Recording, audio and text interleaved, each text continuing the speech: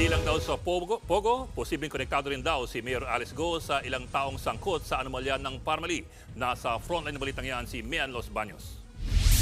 Ang kumpanya ni Alice Guo, ang Baofu. Sa bagong impormasyong nakuha ni Senator Risa Hontiveros, lumalabas daw na may ugnayan si Bamban Mayor Alice Go sa isang Hong Jiang-yang, ang umano'y kapatid ni Michael Yang. Galing daw yan sa mga record ng Anti-Money Laundering Council o AMLAC.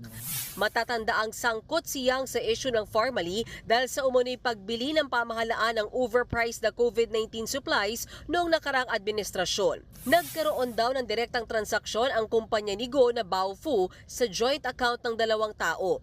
Yan ay sina Zeng Kanyu na incorporator ng Pogo na narid sa Bamban at si Hong Jiang-yang na sinasabing kapatid ni Michael Yang. Incorporator din daw ng Full Wind Group of Companies si Hong Jiang-yang at ang isang Gerald Cruz na incorporator din daw ng Formally Biological. Titingnan umano ni Hontiveros kung may koneksyon dito si dating Pangulong Rodrigo Duterte dahil dati niyang economic advisor si Michael Yang. Sabi ko nga, mukhang one big happy Parmali pala itong mga Pogo at Parmali members. Baka nga itong Parmali pala ang farm na kinalakihan ni Alice Guo. Well, kung ma-establish namin na talagang may connection, naging mataas na advisor siya kay Duterte at malapit sa dating presidente, then of course may tatanong din namin kung ano yung posibleng koneksyon ng dating presidente sa Pogos na ito.